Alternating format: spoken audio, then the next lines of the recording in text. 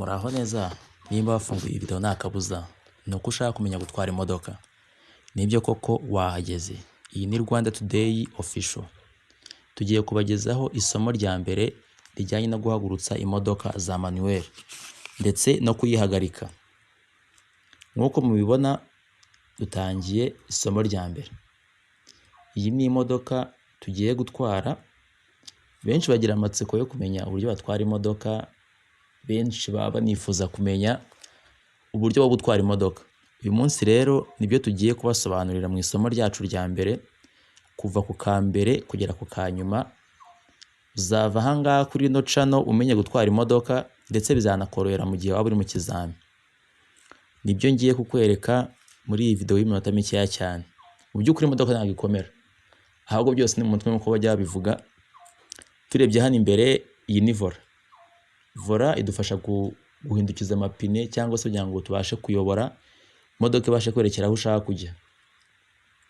Hanyuma hakaza ahandi bashyira contact cyangwa se umwobo bashyiramo urufunguzo bagiye gukaraga imodoka yake, cyangwa se bayizimye igihe iri kwaka. Bayizimye igihe iri kwaka. Iyo ushyizemo konake urayikaraga, nibyo turi buze kugarukaho mu kanya. Nyuma y'aho ngaho rero munsi hariya hari pedale eshatu. Pedale eshatu, hari iya mbere, hari umuriro. Iyi ngiyi muri kureba, iyi ni pedale ya ambriyage, ibiri ibumoso. Iyi pedale yo hagati ni pedale ya feri, ibiri hagati. Ni ukuvuga ngo uva kuri ambriyage ukagera kuri feri, ukava kuri feri ukagera ku muriro. Umuriro uba uri ku ruhande mu gice cy'iburyo. Izi pedale ngo zikora zite? Buri pedale ngiye kuyigusobanurira, musobanurire uburyo ikora ndetse n'ibyo ishinzwe. Iyi pedale twahereyeho y'ibumoso ni pedale ya ambriyage. Iyi pedale ya ambriyage igufasha kugira ngo ikinyabiziga uhindure vitesse, gihaguruke cyangwa se gihagarare. Ni ukuvuga ngo iyo ugiye gushyiramo vitesse urakandagira ukageza hasi ugashyiramo vitesse. Wajya no kuyikuramo ugakandagira ukageza hasi ugakuramo vitesse. Hano hagati dufite pedale ya feri. Iyi feri bakunze kwita feri y'urugendo. Iyi feri y'urugendo rero akamaro kayo ni ukugira ngo ikinyabiziga kigende gahoro cyangwa gihagarare. Iyo ushatse guhagarara urakandagira cyane, iyo ushaka kugenda gahoro uri kwihuta ukoraho gahoro. Iyo ukozeho gahoro ikinyabiziga kigabanya umuvuduko. Twageza kuri feri, kuri pedale ya nyuma. Pedale ya nyuma ni pedale y'umuriro. Pedale y'umuriro nk'uko mubizi, umuriro wongerera ingufu ikinyabiziga igihe ushaka kwihuta. Iyo ushaka kwihuta urakandagira, washaka kwihuta cyane ugakandagira cyane kurushaho. Uyu muriro rero nawo urawifashisha igihe uhaguruka ukandagiraho kugira ngo imodoka ibashe kubona imbaraga, amapine abashe kwikaraga, imodoka ihaguruke cyangwa se yihute igihe wamaze guhaguruka uri kugenda. Iyo tugarutse hano tugira icyo twita levier de vitesse. Levier de vitesse ikora ite? Iyi ngiyi ifitanye isano n'icyo bita boîte de vitesse. Kugira ngo imodoka igende ntabwo yagenda idafite vitesse. Bisaba ko ifite vitesse, yaba ahamazamuka, ahamanuka ndetse n'ahatambika. Ushyiramo vitesse bitewe n'uburyo ushaka kugenda. Iyi levier de vitesse iba iriho vitesse eshanu nk'uko tuyibona binashushanyijeho. Hari kuva kuri vitesse ya mbere kugera kuri vitesse ya gatanu, ndetse ikagera na rivanse ya gatandatu. Izi vitesse rero nk'uko zirutana ni nako n'ibyo zikora bitandukanye. Guhera kuri rimwe kugenda ukageza kuri gatanu, ni uko ubushobozi bwo kwihuta buba bugomba kuba butandukanye. Vitesse ya mbere nk'uko tuyibona hano buri gihe igenda ahantu hagoye cyangwa se igihe uri kugenda buhoro. Mwibutsa ko vitesse ya mbere ariyo vitesse uhagurukiramo. Ahantu igihe uri kugenda ahantu hazamuka cyangwa se hagoye bisaba ko ushyiramo vitesse ya mbere. Igihe ugeze ahantu heza cyangwa se ahantu ushaka kwihuta ugenda muri kabiri, gatatu, kane, yewe binatewe n'imihanda myiza. Hari nk'ahantu usanga hari umuhanda mwiza nka za Nyagatare, na gatanu wayishyiramo. Kuko n'igare iyo rihari mu mihanda za Nyagatare, imihanda y'imirambi ziba zigenda nka moto. Amagare nayo agenda nka moto aba yirukanka. Ubwo ugenda muri kabiri, gatatu, kane na gatanu wayigendamo. Ubwo muri gatanu twatanga nk'urugero nka za modoka za perezida iyo zitambuka muba mubona umuvuduko ziba zigenderaho. Ziriya ziba ziri ku muvuduko wa kilometero 80 ku isaha cyangwa se 120 bitewe n'ahantu.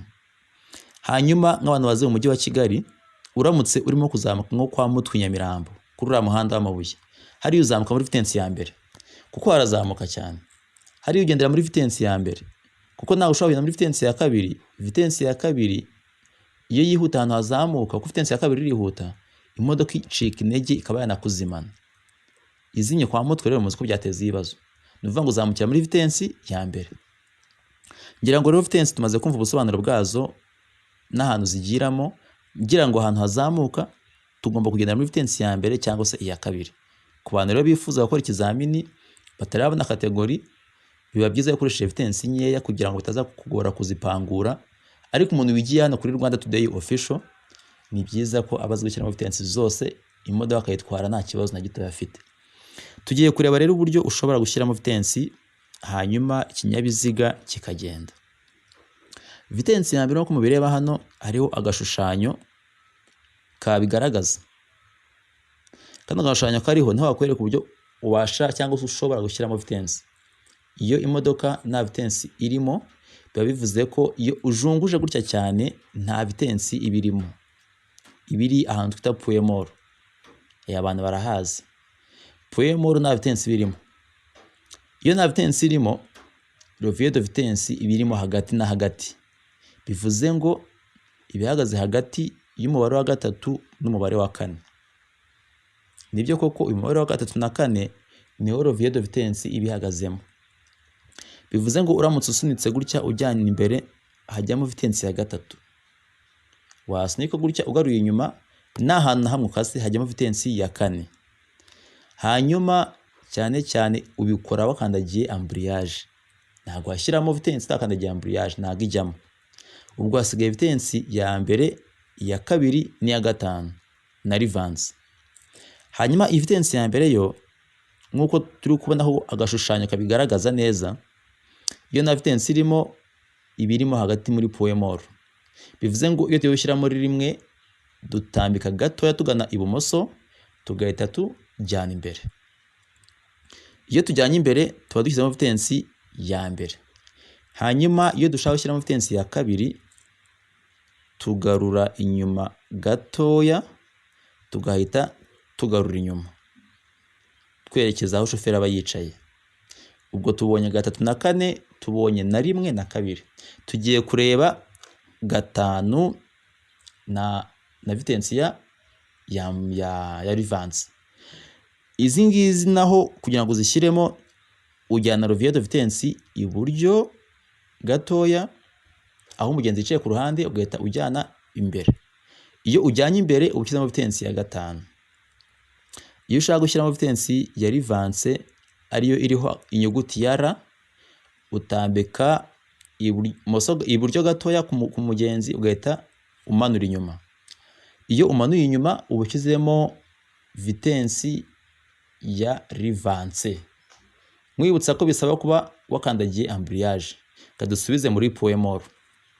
Point mort tugarutse hano imbere uri kubona akantu kariho triangle y'umutuku cyangwa se agashushanyo ka mpande eshatu k'umutuku.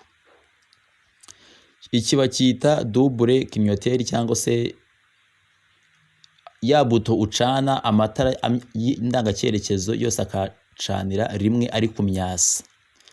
Hano tukagira akandi kantu kari ku ruhande rw'iburyo, iyo ukamanuye imvura iri kugwa tumwe duhanagura amazi cyangwa se dukunze kwita essuie-glace, burizunguza cyangwa se bugahanagura amazi kugira ngo ubashe kureba igihe imvura irimo kugwa.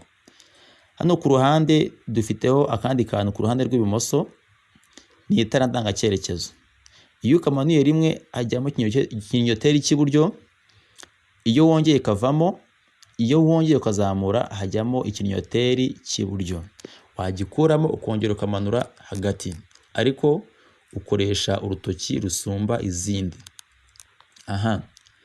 Nk'uko twabasezeranyije, nibyo koko tugiye kwiga guhagurutsa imodoka.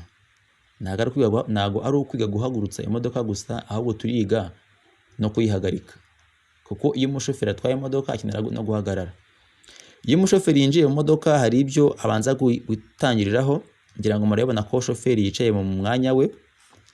Kugira ngo shoferi agire icyo akora abanza gutunganya intebe ye. Shoferi tunganya intebe turebe.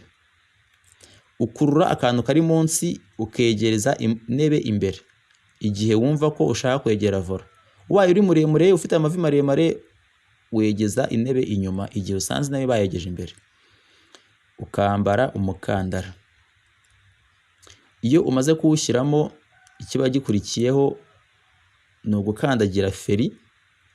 Feri ngira ngo nayebese tutangira ni feri iyo hagati, pedale yo hagati. Wamara kuyikandagira ugakandagira na ambriyage byose ukabigeza hasi ku itapi. Ngira ngo mwayabonye ko shoferi yamaze kubikandagira. Hanyuma iyo umaze gukandagira ambriyage na feri ikiba gikurikiyeho ni ukwatsa imodoka. Konake ngiyi. Konake uyicengeza ahandi habugenewe, warangiza ugakata ukageza muri start, imodoka igahita yaka. Ngira ngo murabibona ko imodoka yamaze kwaka. Iyo imodoka imaze kwaka rero ikiba gikurikiyeho ni uguhaguruka. Ariko hano dufite ikindi kintu cyitwa feriyamu. Feriyamu iyo uyikuramo usa nk'uzamura gato ugahita ukanda kano kabuto ugahita umanura ukageza hasi. Ubu rero tugiye kuri ya gahunda yo guhagurutsa imodoka.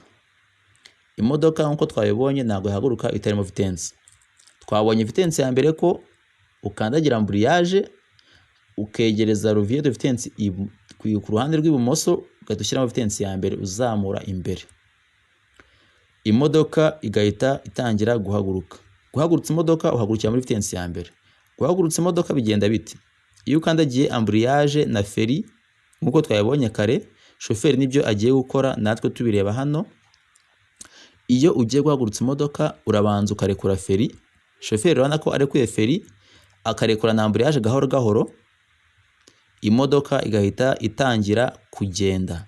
Ngira ngo mubibona murabona ko imodoka irimo iragenda. Iri kugenda, urabona ko irimo iragenda rwose, arayobora nta kibazo. Agatwara imodoka akagenda ayoboye bitewe n'aho ashaka kujya. Hanyuma rero tugiye kureba ukuntu bahagarara. Iyo ugiye guhagarika imodoka n'ubundi ukandagira ambriyage ukayegeza hasi gahoro, hanyuma ugafata na feri gahoro gahoro nayo, imodoka ikagenda ihagarara gake gake. Murabona ko imodoka yagabanyije umuvuduko yahagaze. Bashimira mwese mwakurikiye Rwanda Today Official. Ngira ngo mwese mukore subscribe naho ubutaha mu somo rya kabiri. Murakoze cyane, bye bye.